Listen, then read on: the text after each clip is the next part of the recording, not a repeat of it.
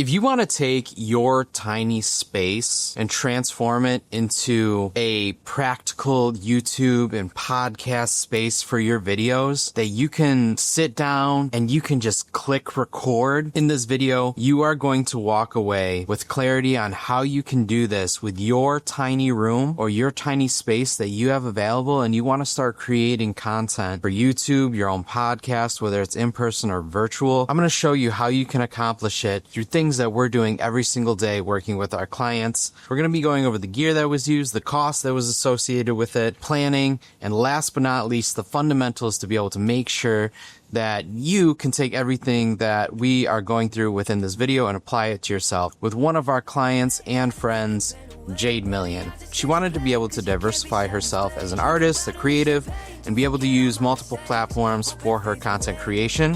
When we went into the planning process for Jade, this is exactly the types of steps that we did to be able to make sure that it was cost effective and checked all the boxes. So first things first, we took a look at the space. So as we're looking at the space here, there's some things that we want to consider. So this is our entrance. There's another door leading over to the side here, which leads directly into her closet. And we had a live stream setup that was here, as well as 2 chairs, and then we had a lot of messes kind of over here. So whenever we're looking at a room design, I always like to look at the 4 corners of the room, which are natural leading lines that I learned from one of my mentors, Omar El-Takari. And so I try to apply this fundamental specifically to every single room that I look at. Now, initially, she's live streaming all throughout here. And so she has like her own camera set up on top of a table. There's a couple other things that are here that are a little messy. And then we have a backdrop that's already set up here that she already designed for the interior, which, you know, didn't look too bad. It looked really good. The only problem is this is the only place that she can actually film. And so as a result, that limits the ability for this tiny room to be made into a full functioning studio for YouTube and her podcasting. So what we did was we got to work and we pushed this all the way to the corner here to kind of free up the space a bit. She wanted a 2-person podcast, and normally when I look at this, I see that if we're unable to use a corner of the room, what I like to do is I like to throw a pop-up wall to kind of cover up anything, but still add leading lines into it. We had some shelving here that we placed for a more natural aesthetic line. We had a table that was here, and what we did was we built another table and we set it up right over here in the corner, because we don't want to use the middle of the floor space, because that's one of the biggest problems is when you're not creating space for depth and dimension for your cameras. It can be a real issue when you are trying to create that nice aesthetic look that you want. So what we did was we had one camera here, and then we did one camera right here, right? Looking this way, looking toward the host for her solo podcasting, and then another camera looking at both of the subjects here. And we really determined that because majority of what she was going to be doing was solo podcasting. So if she's going to be here, we dressed this up, we put a couple instruments as well as our lighting to backlight the back of this chair here. And we cleared out all this space. We added a confidence monitor, which was a TV at the time. And then we placed our switcher here, which allows for her to clip back and forth between both of the cameras. Why is this important? Back when you used to do podcasting in the early phases of it, you used to have all these cameras, and then you would have an audio track, and the audio track would record separate from the cameras, and then you would have to clap and sync it later. We eliminated that by tethering the audio, both the mixer and the switcher, into one combined file. The audio goes into the mixer, and then the mixer goes into the switcher, as well as the switcher outputs to the TV so that they can see physically what they're doing. And so when we were designing this YouTube studio and this podcast, we really wanted to push the live stream to the corner so that she can still use it and she doesn't really have to mess around with too many different elements from the live stream. But then we added, by utilizing the corners of the room, we eliminated the walk-in closet door, and we have everything looking to the corners as well as the different types of subjects that there are. This 2-shot will be able to capture her audience guest that's here, and then she can have a singular one that captures her as well here. So if she's doing a solo podcast, she can flip on the switcher, she can look directly to her camera, and she can have that nice crispy look without having to move too many different elements here. And so it's important that when you're looking at the space, maximizing those corners, figuring out the best workflow that you can use for yourself. Even in this video, I have a confidence monitor that's right off to the side here to where I'm able to see every single thing that I'm doing. This helps us because if you're shooting alone, you don't necessarily know if you're getting the right shot or if it's going to come out right. And everything looks good this big, which is why you have to blow it up to a larger size, which is why I'm even doing this on a iPad. So remember, everybody looks good this big. That's why we have the confidence monitor. And so we were able to take this tiny room. We were able to create 3 separate functions out of this entire room. We were able to take this from live streaming to YouTube to podcast. We were able to get 3 separate functions out of this very simple design here. And you can accomplish the same thing if you properly evaluate your room, you look at the 4 corners, and then you choose the workflow that's going to make the most amount of sense. Now, when it came to lighting, this is really important as a key factor. We had 2 separate things of lighting in this corner. So if you're looking at where the chairs were, we had placed a box light here looking toward the subject and another box light here looking toward the subject. The reason why we went with this was because we had a limited budget and we were able to take one of her Govee lights that was a stick light and we were able to shine it onto the back wall here, right? This is our back wall. We were able to shine the light onto the back wall, which wraps around to the back side of the guest here. And if you have a main key light that's looking at the guest, and then a rim light that's maybe at about 10%, you're able to get this nice outline around your subject, as well as she can take this light if she's using her solo, and she can just transform this to be a fill light onto the side of her face to lift the shadows.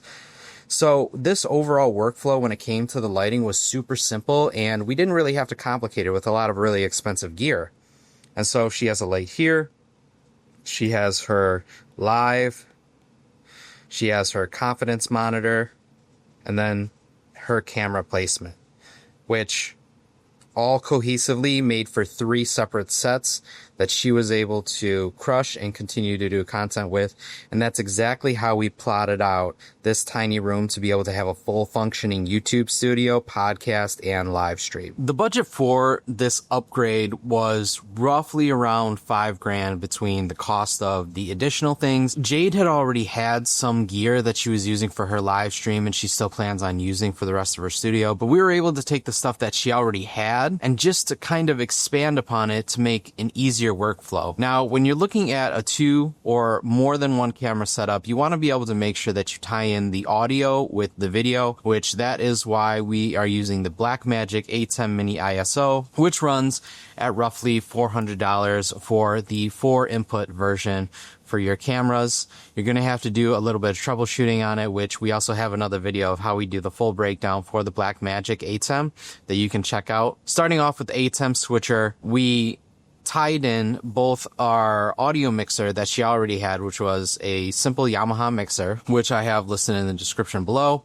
roughly a couple $100. So you're looking at like $200 for the mixer. The microphones that she already had, which were Rode XLR interviewer mics, I would say, I believe it's $100 per microphone that she was going to use for her podcast, for her solos, and when she has guests, they can do a little handheld style. So those microphones, each $100, you're looking at $200 for 2 people. Those go into the XLRs, which the XLRs were roughly $36 to be able to feed them all the way into the back of her mixer.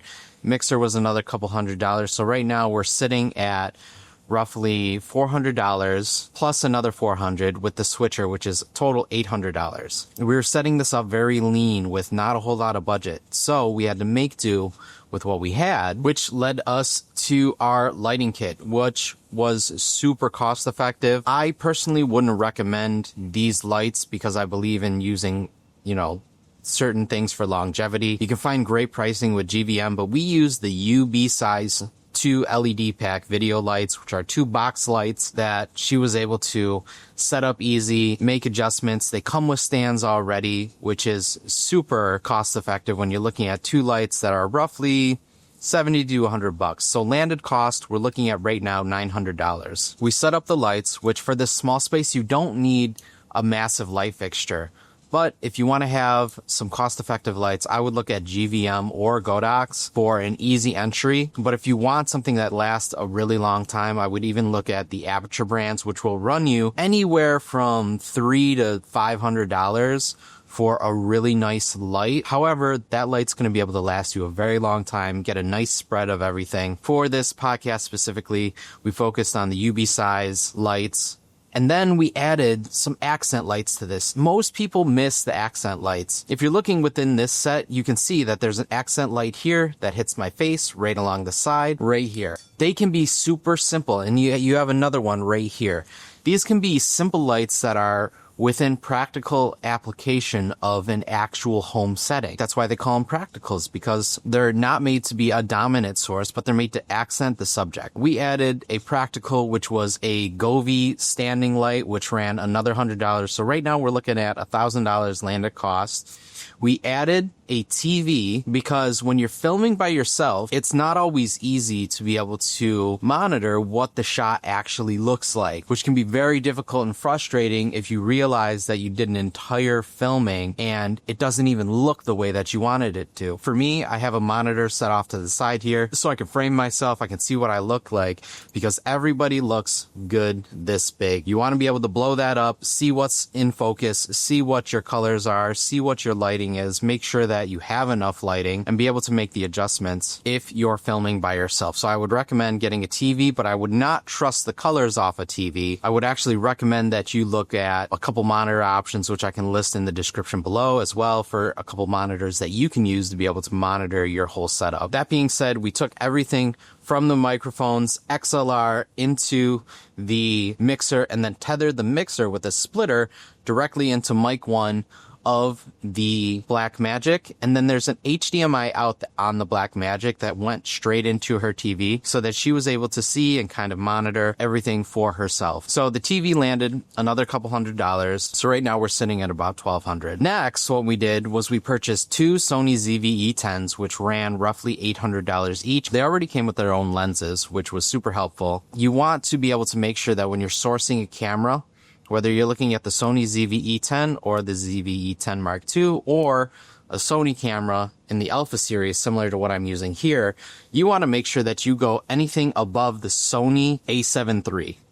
Because after the a7 III, all the Sony cameras unlock the ability to shoot for over 30 minutes, which is huge when you're shooting long-form content. You don't want to have it to where your camera just cuts off and you have none of the content that you filmed for the past hour because it cut off after 30 minutes. The reason for this is because Sony, when they were releasing the a7 III series, they did not want it to be a recording camera, otherwise they would have been taxed for the import for it. After the Sony a7 III is where you want to look for your types of cameras that you're using.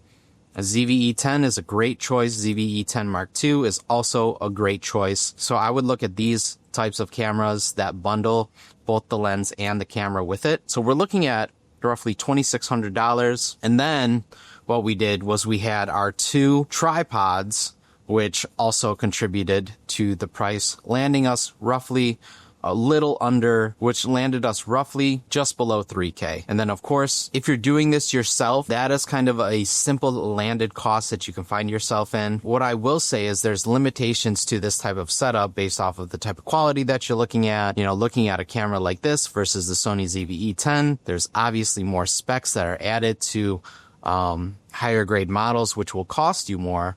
But if you're looking for something for long-term use, you can eventually level up into those. But if you're starting just off, you might want to start off with this type of layout that we had for the type of gear that we're looking at. If you're looking to shoot for longevity, I would actually advise you to look at some of the higher grade models because you get different colors, you get different lighting abilities, so on and so forth. So if you're just starting out and you don't have a whole lot of cash to sink, you can look at roughly $3,000 or less for a nice, comfortable starter package if you're a beginner looking to transform your tiny space into a full functioning YouTube studio as well as potential podcast. The cost that wasn't associated with this that she invested within her own self was the backdrop. She had this really crazy gator skin type wallpaper that was also installed to this, as well as some painting. If you want to be able to save costs, paint is a huge way that you can do that, as well as a couple different things of furniture. So there's some costs in here that wasn't necessarily factored into this current budget, but if you want to be able to save costs, you can always accommodate that with painting and practical lights. Do not underestimate the power of practical lights and rim lights. Rim lights cover the side of your subject, and they're going to be at about 10% to 15% power capacity when they are on your subject. And your key light is always going to be your strongest, which is going to run anywhere from 70 to 100%, because you want the subject to be the main lit thing, and everything should complement the subject. If you look at my lighting setup currently, I have a couple nan lights in the background that add some nice color to things, as well as some practicals. And I was able to accomplish this specific setup. If you're beginning, this is definitely the studio for you. I do full breakdowns of the studios that we build. So even if you're starting out or you want to take your YouTube studio or podcast to the next level, I have an entire playlist listed below for gear talk. So make sure that you check out those videos of other podcast builds that we have done similar to Jade's and even higher levels up, so that you can see what gear works for you and what you might want to be able to upgrade into for your YouTube and podcast studio. I'm Manager John. If you found this video helpful, it really helps me by adding a comment below. I don't know everything, but I do know that what I do it well. Drop a comment, because we're always looking for ways to constantly improve and give you guys value to be able to create content and help you tell stories that you as a creator are designed to be able to tell and grow with. Make sure that you drop a comment if I'm missing anything, or if you have any feedback, or if there's some things that are still a little bit unclear to you. I respond to all my comments, as well as try to take that feedback to create more videos for you guys, not just within podcasting, but with live streaming and overall gear talk. So make sure you check out the gear talk section, as well as drop a comment and subscribe for the latest uploads that can help you win as a content creator. I'm Manager John, and I'll see you on the next video.